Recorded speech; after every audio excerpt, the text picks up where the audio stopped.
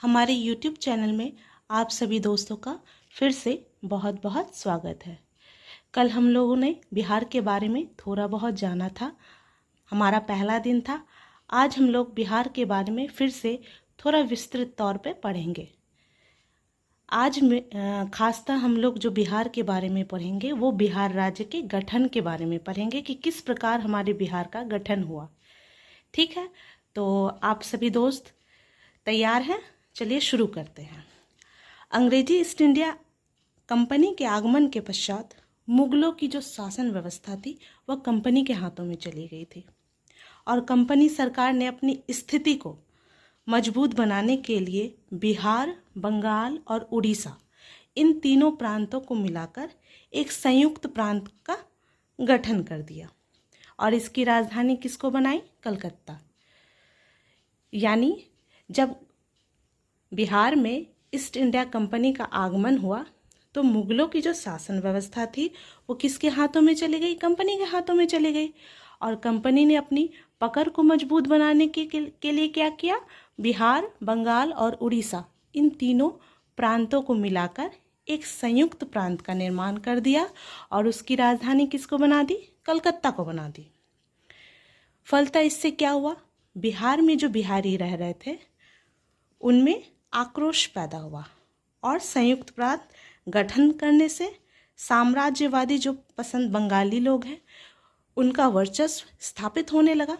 फलतः बिहारियों के प्रति भेदभाव भी शुरू होने लगा और बिहारियों में इसी कारण क्या हुआ? जनाक्रोश पैदा हुआ और बिहार बिहारियों का है जैसी भावनाएं प्रबल हो उठी। बिहार को बंगाल से अलग करने संबंधी आंदोलन भी शुरू हुआ। फलतः 1905 में सांप्रदायिक आधार पर बंगाल का विभाजन कर दिया गया। अंग्रेज बंगाली क्रांतिकारियों के प्रभाव से चल रहे बिहार में तमाम क्रांतिकारी गतिविधियों और स्वदेशी भावना पर अंकुश लगाना चाहते थे। फलतः 12 दिसंबर 1911 को इंग्लैंड के जो सम्राट थे जॉर्ज पंचम, उनका शाही दरबार दिल्ली में आयोजित किया गया। ठीक है, और इस शाही दरबार में बिहार, उड़ीसा सहित एक संयुक्त प्रांत बनाने की घोषणा कर दी गई। 22 मार्च 1912 को बिहार, उड़ीसा सहित प्रांत गठित करने हेतु अधिसूचना जारी कर दी गई। इसलिए 22 मार्च को क्या मनाया जाता है? बिहार राज्य की स्थापना दिवस के रूप में हम लोग मनाते हैं। ठीक है, 1 अप्रैल 1912 से बिहार सरकार के सचिवालय ने भी अपना काम करना शुरू कर दिया। 1 अप्रैल 1936 से बिहार और उड़ीसा दोनों अलग अलग राज्य के रूप में अस्तित्व में आए। तो समझ में आई इतनी दूर तक बात? क्या हुआ था? 12 दिसंबर 1911 ईस्वी को इंग्लैंड के जो सम्राट थे, कौन? जॉर्ज पंचम, उनका शाही दरबार दिल्ली में आयोजित किया गया। दिल्ली में आयोजित किया गया तो बिहार, उड़ीसा सहित एक संयुक्त प्रांत बनाने की भी घोषणा कर दी गई और 22 मार्च 1912 को इस घोषणा को आगे बढ़ाते हुए एक अधिसूचना जारी की गई। इसलिए हम लोग 22 मार्च को क्या मनाते हैं? बिहार दिवस के रूप में मनाते हैं, बिहार राज्य की स्थापना दिवस के रूप में मनाते हैं। ठीक है, बिहार राज्य की स्थापना दिवस के रूप में मनाते हैं। 1 अप्रैल 1912 से बिहार राज्य के सचिवालय ने भी अपना काम करना शुरू कर दिया। 1 अप्रैल 1936 को फिर से क्या हुआ? बिहार और उड़ीसा जो है दोनों अलग अलग राज्य के रूप में अस्तित्व में आए और 15 नवंबर 2000 को बिहार का जो दक्षिणी हिस्सा था, दक्षिणी भूभाग था, उसका 46% भूभाग अलग होकर कौन से एक नए राज्य का निर्माण हुआ, एक नए राज्य का गठन हुआ। उस राज्य का नाम क्या था? झारखंड। तो झारखंड कब अस्तित्व में आया? 15 नवंबर 2000 को। बिहार के 46% दक्षिणी भूभाग के हिस्से को अपने में समाते हुए ये 15 नवंबर 2000 को स्थापित किया गया। ठीक है, इतने दूर तक आप सभी को समझ में आ गई। अब हम लोग भौगोलिक रूपरेखा के बारे में थोड़ी सी जानकारी इकट्ठा करते हैं। तो हमारा बिहार जो है वो जब आप भारत के मैप को खोलिएगा तो आप सभी को तो पूर्व पश्चिम उत्तर दक्षिण का ज्ञान है। ठीक है, एक मैप को ड्रॉ कीजिएगा। ठीक है, और उसमें आप उत्तर पूर्वी हिस्सा देखिएगा भारत के मैप में, तो आपको स्पष्ट रूप से दिखाई पड़ेगा हमारा बिहार जो है भारत के उत्तर पूर्वी हिस्से में है। ठीक है, और इसका आकार कैसा है? यह बिल्कुल आयताकार है। ठीक है, क्षेत्रफल कितना है इसका? 94,163 वर्ग किलोमीटर, या इसको आप 93.4 लाख हेक्टेयर भी कह सकते हैं। ठीक है, तो हमारे बिहार का क्षेत्रफल कितना हुआ? 94,163 वर्ग किलोमीटर या 93.4 लाख हेक्टेयर। लंबाई उत्तर से दक्षिण तक कितनी है बिहार की? 345 किलोमीटर।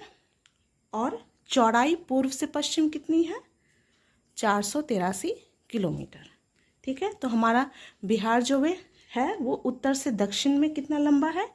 345 kilometre, 345 kilometre. और चौड़ाई कितनी है पूर्व से पश्चिम? 483, यानी कि 483 किलोमीटर। भारत के कुल क्षेत्रफल का यह कितना हिस्सा है? 2.86%। ठीक है, समुद्र तल से कितनी ऊंचाई है? 173 फीट या 53 मीटर। ठीक है, समुद्र तल से ऊंचाई कितनी है? 173 फीट या 53 मीटर। और समुद्र तट से दूरी कितनी है? 200 किलोमीटर। भौतिक स्थिति की बात करें तो उत्तरी अक्षांश में क्या है? 24 डिग्री 20 मिनट 10 सेकेंड से 27 डिग्री 31 मिनट 15 सेकेंड उत्तरी अक्षांश में यह अपनी भौतिक स्थिति को दर्शाता है। और पूर्वी देशांतर में क्या है? 83 डिग्री 19 मिनट 50 सेकेंड से 88 डिग्री 17 मिनट 40 सेकेंड पूर्वी देशांतर में यह अपनी स्थिति को दर्शाता है। तो भौतिक स्थिति आप लोग को विशेषकर ध्यान में थोड़ा रखना पड़ेगा। ठीक है, इसको आप मैप में थोड़ा खुद से भी ड्रॉ करने की कोशिश कीजिएगा, क्योंकि ये सब फैक्ट्स जो है एग्ज़ाम में पूछे जाते हैं। क्या है?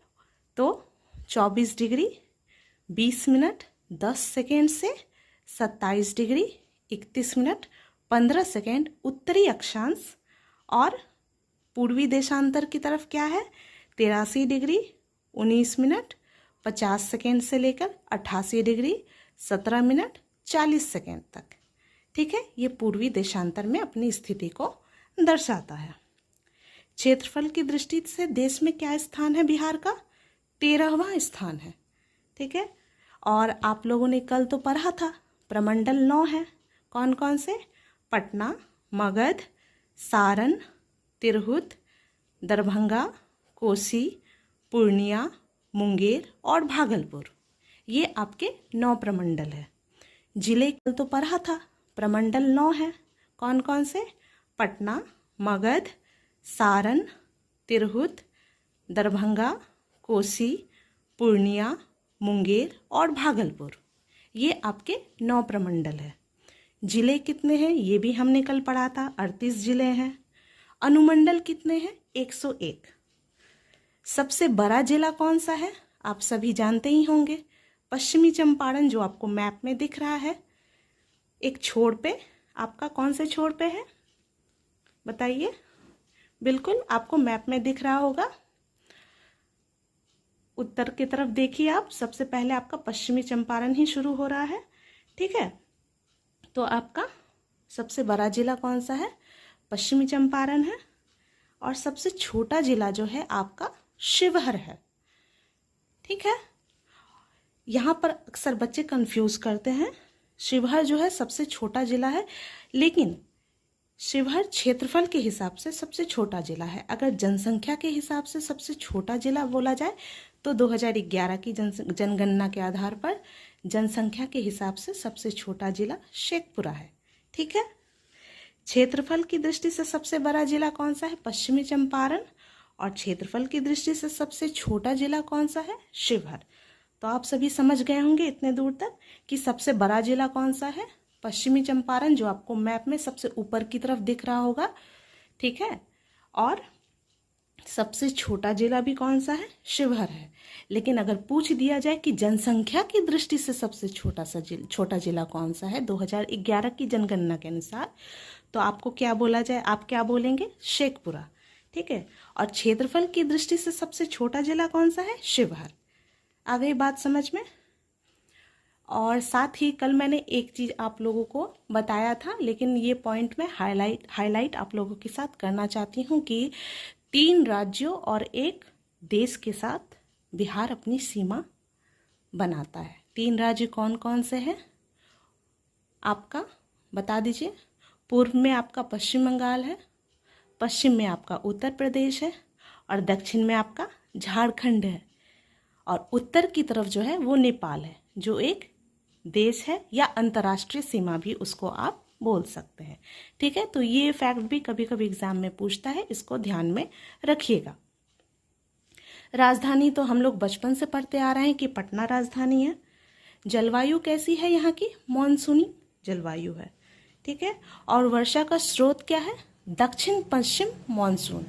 ठीक है। और शाखा तो आप लोग को पता ही होगा, बंगाल की खाड़ी, है ना। सर्वाधिक वर्षा वाला जिला कौन सा है? किशनगंज। और सबसे कम वर्षा वाला जिला कौन सा है? अरवल। ठीक है। सबसे गर्म जिला कौन सा है? गया। और सर्वाधिक ठंडा जिला भी कौन सा है? गया।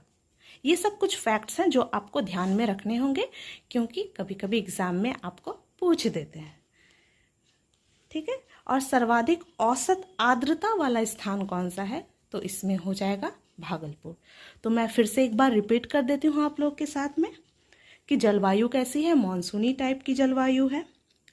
ठीक है। वर्षा का स्रोत दक्षिण पश्चिम मानसून, और शाखा क्या हो जाएगी? बंगाल की खाड़ी। सर्वाधिक वर्षा वाला जिला कौन सा हो जाएगा? आपका किशनगंज। और सबसे कम वर्षा वाला जिला कौन सा हो जाएगा? अरवल। सर्वाधिक गर्म जिला कौन सा हो जाएगा? गया। और सर्वाधिक ठंडे जिले में भी गया का नाम आएगा। सर्वाधिक औसत आर्द्रता वाला स्थान अगर पूछा जाए तो उसमें आप भागलपुर डालेंगे। ठीक है। सीमाएं तो आपको मैंने कल पढ़ाया था, फिर से मैं एक बार रिपीट कर देती हूँ कि उत्तर में क्या है? नेपाल। उत्तर तो सबको पता होगा, ऊपर की तरफ उत्तर और नीचे की तरफ जो है दक्षिण। तो ऊपर की तरफ आपका जो है वो नेपाल है, मैप को देखिए। और नीचे की तरफ जो है वो दक्षिण में झारखंड के साथ ये सीमा बनाता है, यानी कि उत्तर में नेपाल, दक्षिण में झारखंड। पूर्व में आपका किसके साथ बनाता है ये? ठीक है। पूर्व में आपका बनाता है आपका पश्चिम बंगाल के साथ, और पश्चिम में किसके साथ बनाता है? उत्तर प्रदेश के साथ। तो ये सीमाएं जो है आपको ध्यान में रखनी पड़ेगी कि पूर्व में पश्चिम बंगाल, पश्चिम में उत्तर प्रदेश, उत्तर में नेपाल और दक्षिण में झारखंड। ठीक है। ये बिहार की सीमाएं हैं। 3 राज्य और एक अंतर्राष्ट्रीय सीमा नेपाल के साथ बिहार अपनी बनाता है। चलिए कुछ और फैक्ट्स के बारे में हम लोग डिटेल में चर्चा कर ले कि राजकीय प्रतीक जो है बिहार का क्या क्या है। सबसे पहले हम लोग राजकीय चिन्ह के बारे में पढ़ेंगे। तो राजकीय चिन्ह जो है हमारा क्या है? बोधि वृक्ष। राजकीय भाषा क्या है? हिंदी हमारी राजकीय भाषा है। द्वितीय राजकीय भाषा क्या है? उर्दू। राजकीय पशु क्या है? बैल। राजकीय पक्षी क्या है? गौरैया। राजकीय वृक्ष क्या है? पीपल। राजकीय पुष्प या फूल जिसको आप बोलते हैं वो क्या है? गेंदा। और राजकीय मछली क्या है? मांगुर। ठीक है। तो एक बार फिर से रिपीट कर लेते हैं ताकि हम लोग को ध्यान में रहे कि हम लोगों ने राजकीय प्रतीक में क्या क्या पढ़ा था। तो सबसे पहले हम लोग राजकीय चिन्ह के बारे में चर्चा करेंगे। वो क्या है? बोधि वृक्ष। राजकीय भाषा क्या है? हिंदी। द्वितीय राजकीय भाषा क्या है? उर्दू। राजकीय पशु क्या है? बैल। राजकीय पक्षी क्या है? गौरैया। राजकीय वृक्ष क्या है? पीपल। राजकीय फूल क्या है? गेंदा। राजकीय मछली क्या है? मांगुर।